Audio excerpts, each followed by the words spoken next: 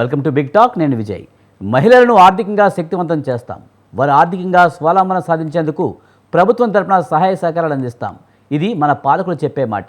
ఈ క్రమంలోనే ప్రభుత్వాల తరపున ఎన్నో కార్యక్రమాలు చేపట్టామని చెబుతూ ఉంటారు మన ముఖ్యమంత్రులు. మరి అవన్నీ నిజంగా మహిళల్లో భరోసా నింపుతాయా, వారిని శక్తివంతం చేస్తున్నాయా? ఈ అంశాలపైనే ఇవాల్టి బిగ్ టాక్లో చర్చిద్దాం.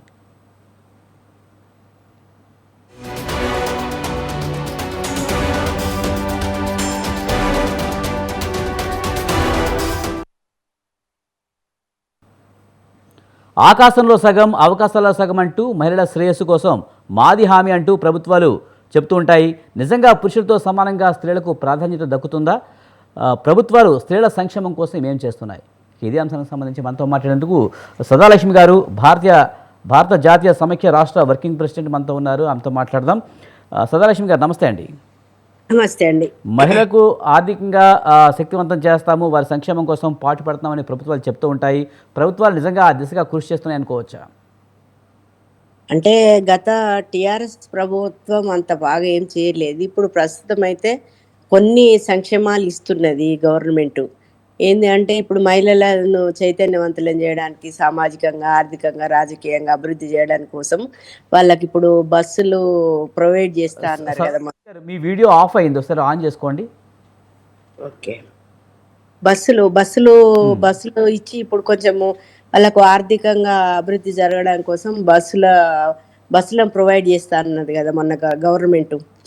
అట్లాగే ఇప్పుడు ఇంకోటి ఏంది, మన బస్సు ఫ్రీ అన్నారు కదా కొంత. అంటే సరే మొత్తానికి రాకపోయినా కానీ ప్రభుత్వం బస్సులు ఫ్రీ, తర్వాత మహిళల చేత ఇప్పుడు కొన్ని క్యాంటీన్లు పెట్టించారు కదా. తర్వాత అట్లాగే మహిళల చేత క్యాంటీన్, తర్వాత అంటే కొన్ని కార్యక్రమాలు, కొన్ని పనులు మహిళలకు అప్పచెప్తున్నారు. మరీ పూర్తిగా అధ్వానంగా ఏం లేదు. కొంత అంటే ఒక ₹1 ఒక 25 పైసల వరకు కొంత సంక్షేమాలు మహిళలకు ఇస్తున్నందుకు థ్యాంక్ యూ. కానీ కొన్ని విషయాలలో అయితే చాలా బాధ ఉంది. ఆదాయం తెచ్చే వనరులు సారా ఉన్నది కదా, ఆ సారాల్లో బ్రాండీలు అవి మూసేస్తే బాగుండు. ఎందుకంటే మన మహిళలు చిన్న వయసునే 30 ఏళ్ళకు 40 ఏళ్ళకు విడోలు అవుతున్నారు. అది కూడా చాలా బాధాకరంగా ఉన్నది. ఆదాయం వచ్చేదాన్ని తగ్గించుకొని మా మహిళల జీవితాలు మెరుగుపడాలంటే, వాళ్ళు చైతన్యవంతులు కావాలంటే, వాళ్ళ భర్తలు కూడా తాగకుండా ఉంటే వాళ్ళ అంటే వాళ్ళు ఆరోగ్యంగా ఉన్నట్లయితే ఈ మహిళలు కూడా భర్తలతోని మంచిగా సుఖశాంతులతో ఉంటారు అనేది ఒక ఆలోచన. అట్లే మహిళలకు చిన్న చిన్న కుటీర పరిశ్రమలు ఏర్పాటు చేయాలి.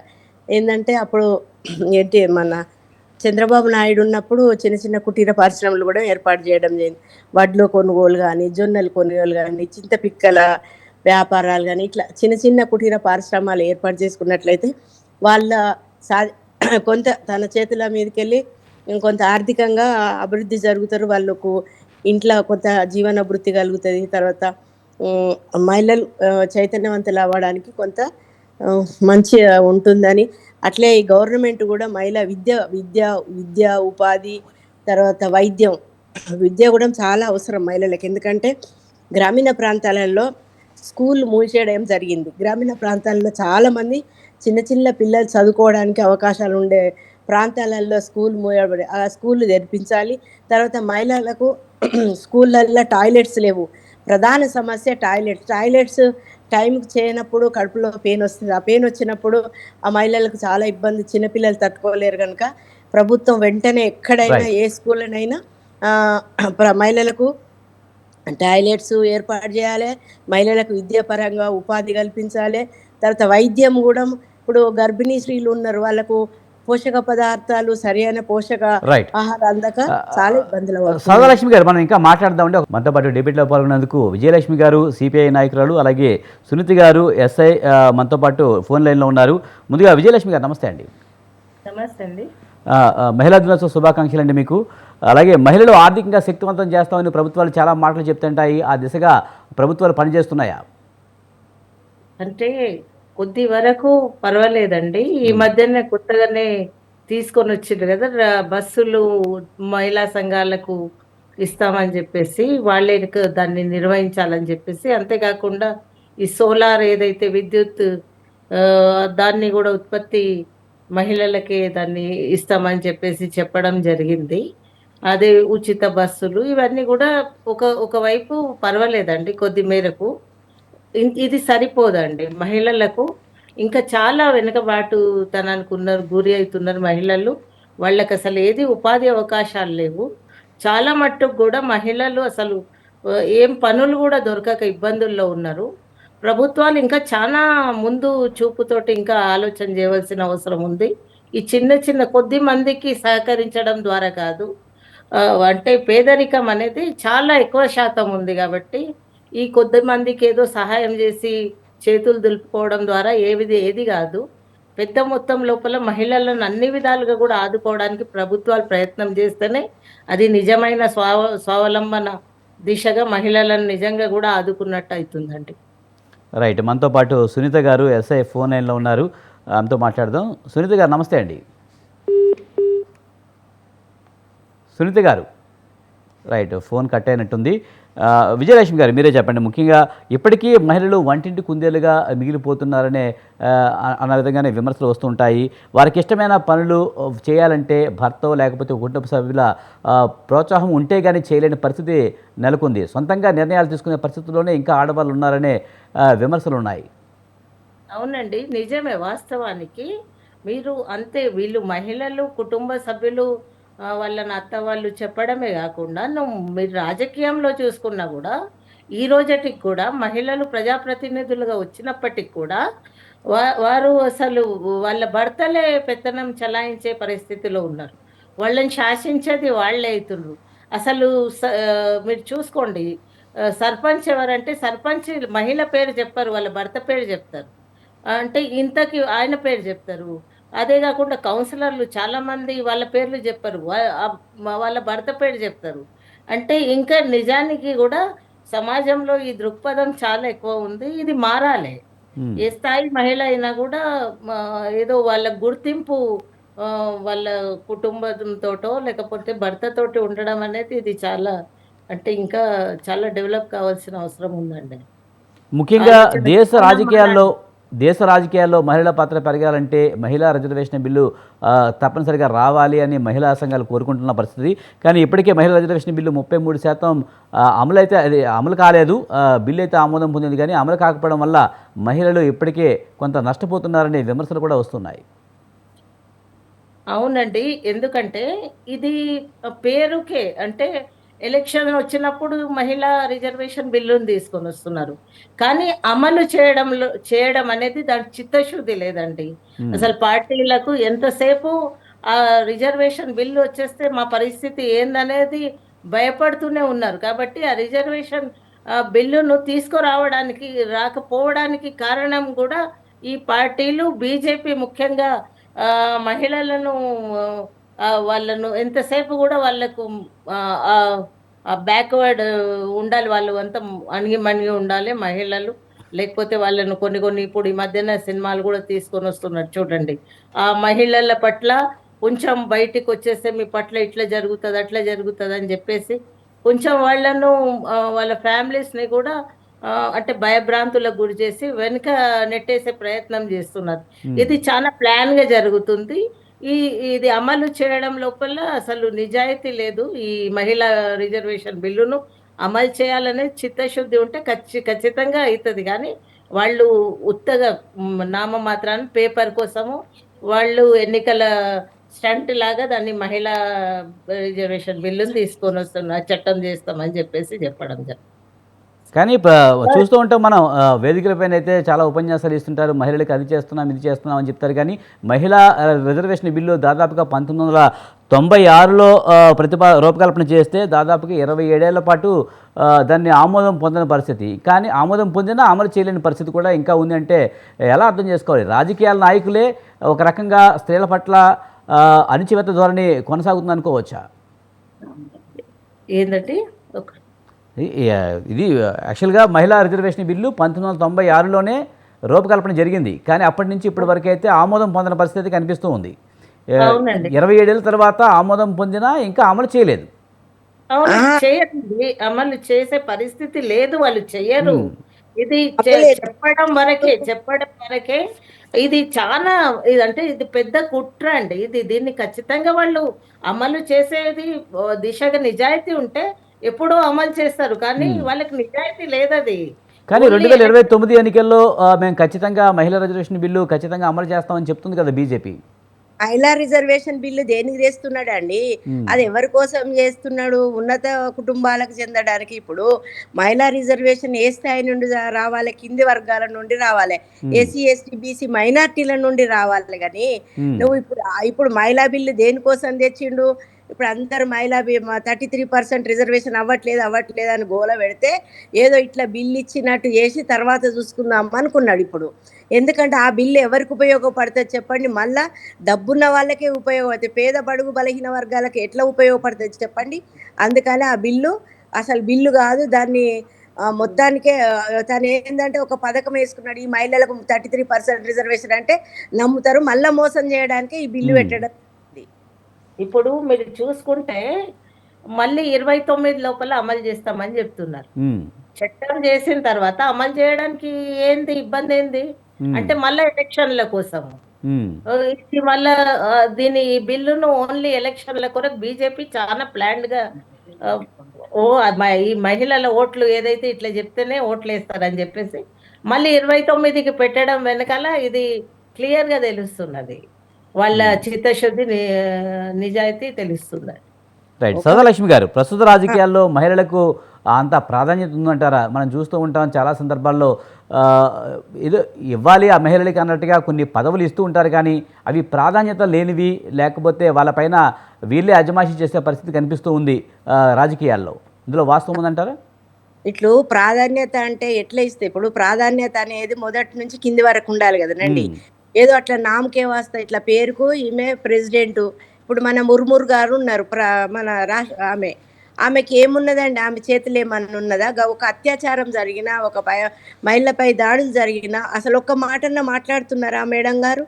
అంతా వీళ్ళే కేంద్రంలో.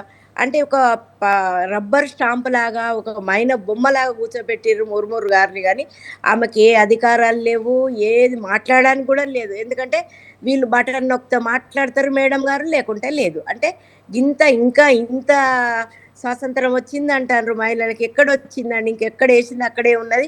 అసలు ఎన్ని రకాలుగా హింసకు గురి అవుతుంటే కూడా ఒక ప్రభుత్వమైన బలమైన చట్టాన్ని తెచ్చిందా? తెలియదు. అందుకని సదాలక్ష్మి గారు, మీరు మాట్లాడేటప్పుడు కొంచెం బ్యాక్ ఉండి మాట్లాడరా? మీ ఫేస్ సరిగ్గా కనిపించట్లేదు. రైట్. ఇంకా పూర్తిగా మనకు స్వాతంత్రం వచ్చిందని మేము అనుకోవట్లేదు. ఎందుకంటే 33% రిజర్వేషన్లో వెనుకబడే ఉన్నాం. తర్వాత ఇప్పుడు దీంట్లో అన్నిట్లో వెనుకబడి ఉన్నాం కనుక ఇప్పుడు మాకు రాలేదు. ఇప్పుడు కొంచెము విద్య ద్వారా స్త్రీలకు విముక్తి జరుగుతుంది, కానీ వీళ్ళు చేసేటి అన్ని వేస్ట్. తర్వాత ఎవరి నాయకత్వం ఉంటే ఇప్పుడు మహిళల నాయకత్వం దేవాలంటున్నారండి.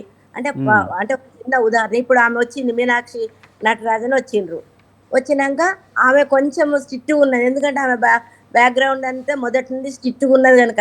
ఇప్పుడు మన వాళ్ళు అట్లా లేరు కదా రాజకీయ నాయకులు. ఎంతసేపు అవినీతి, అన్యాయము, ఇట్లా మహిళలపై జరుగుతున్న అత్యాచారాలు, వరకట్న చావులు, గృహహింసలు, ఇవన్నిటికీ ఎవరన్నా రెస్పాండ్ అయిందా? ఏ ముఖ్యమంత్రి అన్న అయిందా?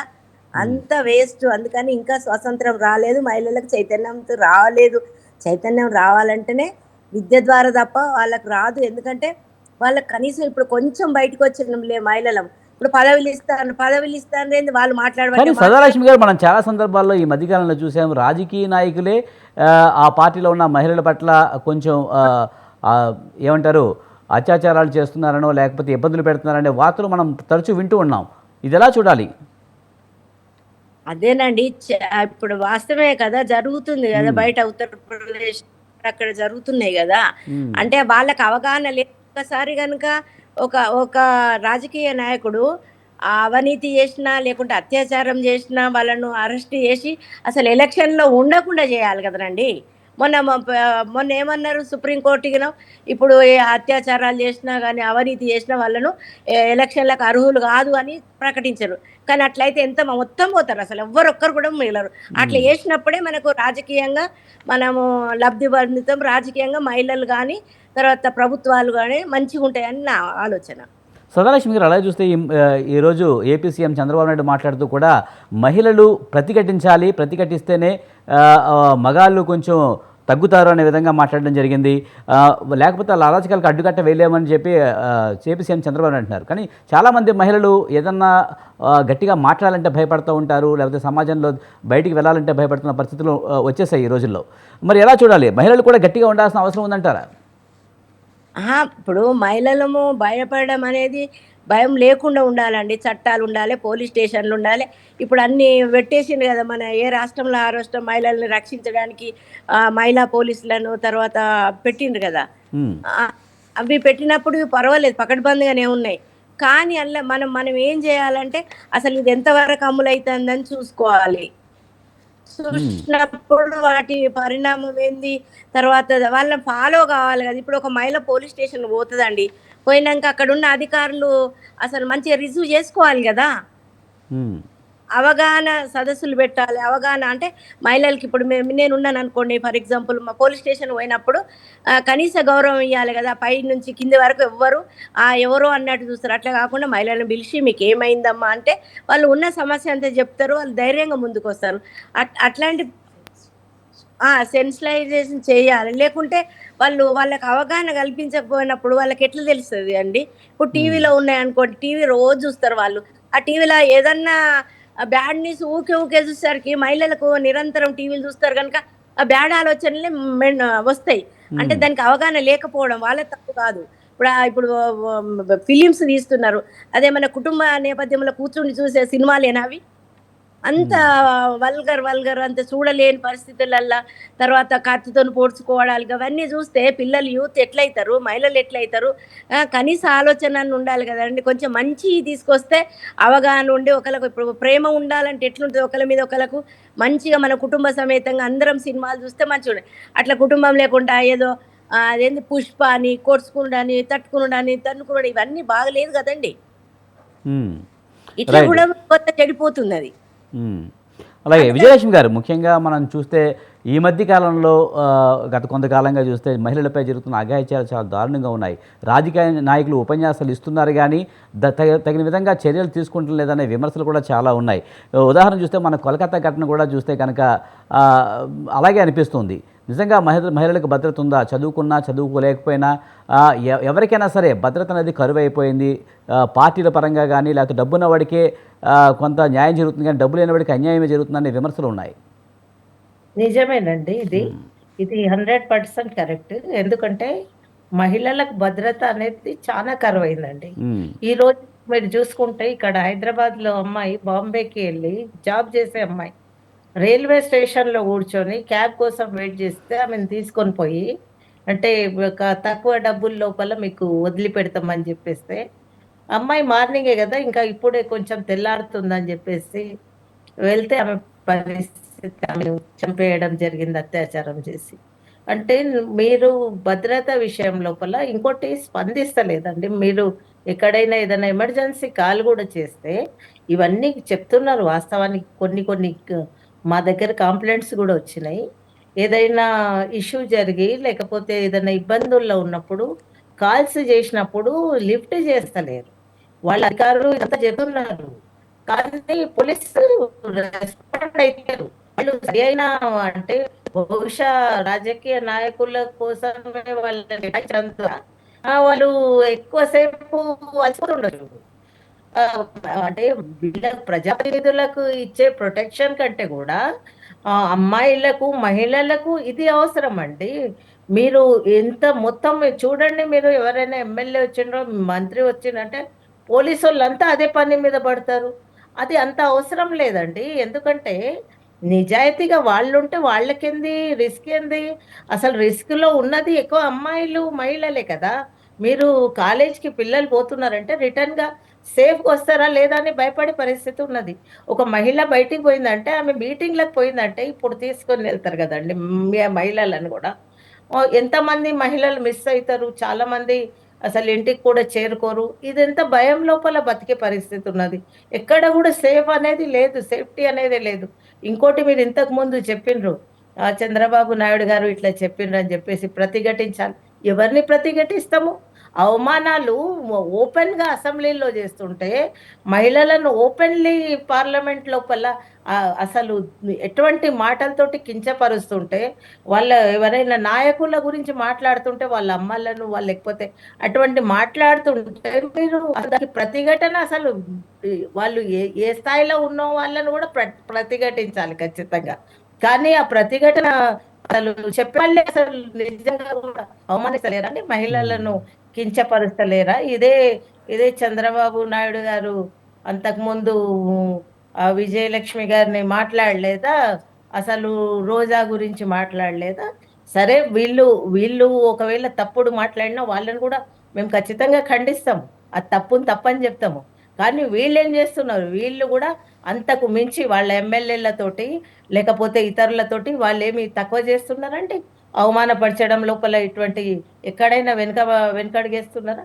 ఇది చెప్పడానికి కాదు, నిజంగా కూడా ఖచ్చితంగా భద్రత విషయంలో లోపల సీరియస్‌నెస్ ఉండాలి. వ వ ఖచ్చితంగా అంతేకాకుండా వాళ్ళకు నిజాయితీ ఉండాలి, చిత్తశుద్ధి ఉండాలి, మర్యాద ఉండాలి, సంస్కారం ఉండవలసిన అవసరం ఉన్నది. కనీసం మినిమమ్ సంస్కారం ప్రతి ఒక్కరి లోపల ఉంటే మహిళలను ముందు కించపరిచే ముందు మీరు చూడండి, ఎక్కడైనా ప్రతి రంగంలో ఒక్క రాజకీయమే అంటలేదు నేను. ప్రతి రంగంలో చూడండి. నువ్వు మహిళలు ఎంత అవమానాలకు గురైతారు. వాళ్ళను ఏ విధంగా కించపరుస్తుంటారనేది ప్రతి చోట రోజు రోజులు ఖచ్చితంగా ఇది ఎదుర్కొంటున్నారు రైట్. మహిళలు. రైట్. థ్యాంక్ యూ విజయలక్ష్మి గారు, అలాగే సదాలక్ష్మి గారు డిబేట్లో పాల్గొన్నందుకు. చూడాలి మరి మహిళా దినోత్సవం తర్వాత అయినా సరే ఆకాశంలో సగం అవకాశంలో సగం అంటూ రాజకీయ నాయకులు చెప్తున్న మాటలు నిజంగా నిజం చేయాలని కోరుకుందాం. ఇది ఇవాల్టి బిగ్ టాక్. చూస్తూనే ఉండండి స్వతంత్ర.